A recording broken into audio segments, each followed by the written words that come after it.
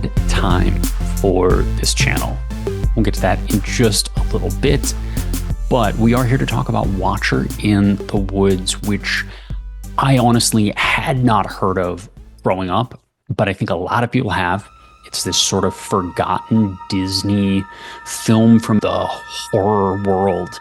I have a guess that it's coming from success of The Exorcist and Rosemary's Baby and a lot of those sort of 70s classic horror that was coming out at the time. And Disney maybe wanted a piece of that. And so they actually released a handful of sort of horror adjacent movies. And Watcher in the Woods is definitely, you know, a good look at what Disney could do if they chose to sort of go into that world. It's got Bette Davis in one of her last roles. She maybe had 2 or 3 roles after this, but she is appropriately creepy.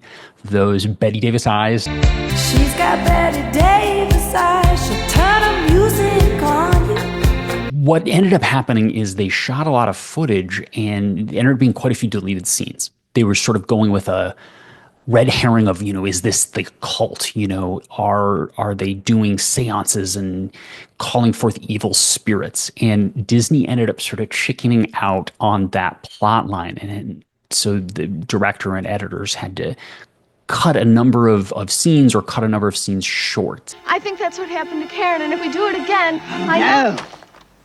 You mustn't do that. That is witchcraft. Whatever happened to my Karen could happen to you.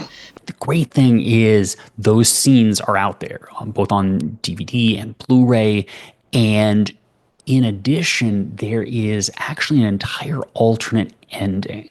So that's where my sort of fan edit comes in. The 2 endings that exist, one is basically the ending that most people saw, which was re-released in theaters. The first ending did actually ended up making it to theaters. People were so sort of baffled by it. They ended up going back and reshooting. And unfortunately, they didn't have Bette Davis at the time. You know, they couldn't bring her back for these reshoots. So it's very obvious that they just sort of cut her in and then use maybe a stand-in for some of the shots. And they end up explaining the plot reasonably well because it is a little bit of a confusing movie when you get to the end.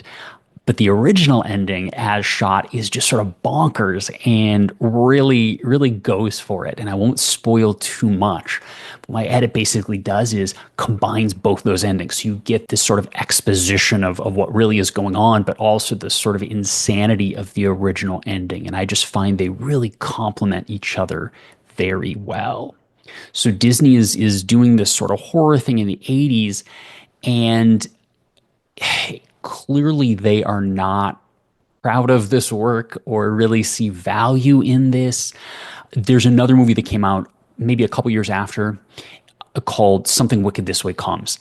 And a lot of people have also asked, you know, will I be doing that movie? And I am actually very happy to announce that Something Wicked This Way Comes. I will have a version of that movie, sort of preservation, upscale, but then also some music changes that actually there's an entire soundtrack that was unused that was originally composed for that movie. So that's going to be coming out by Halloween. So very excited about that. And if you want to catch that, by all means, subscribe to the channel. That'll be coming very soon.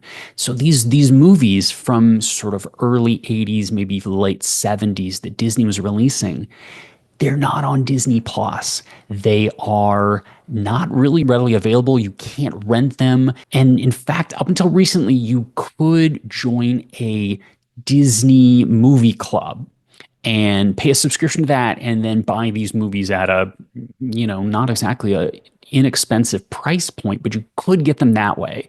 Well, they've now abandoned the Disney Movie Club. So for all intents and purposes, Watcher in the Woods, Something Wicked This Way Comes, they are entirely out of print. You can only get them, you know, secondhand market, and those prices are now getting insane, I would say. It used to be you might be able to pick these movies up for $20 to $30 for a used copy, which is probably what it should be new.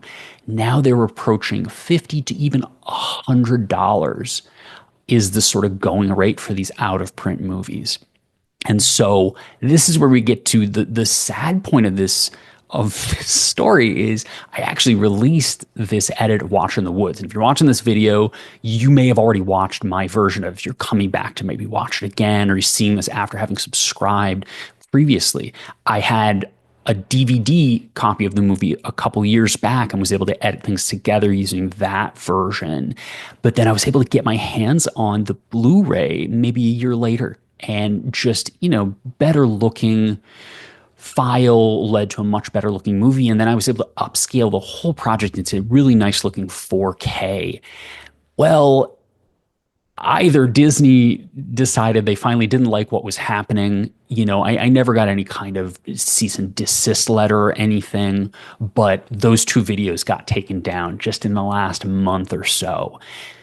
So as of fall of 2024, those aren't available anymore. But for over 2 years, around 2 years, Disney did not seem to care that I was letting people watch a different version of the movie. I'd edited back all that footage, recreated a totally different ending. This was not the same movie. And so if you're into copyright law kind of stuff, it's definitely a gray area. Was this fair use or not? I don't know. Nobody sued me. We don't have to worry about it. But end of the day, somebody just didn't want you to have wonderful old Disney horror movies and decided to, complain to YouTube or whatever the situation. Just here in this video to talk about the projects and, let people know that, hey, these are fun movies that really deserve to be preserved. And especially with all this deleted scenes and alternate footage cut back into them. So with that said, please, check out the project. Would love to hear what people think.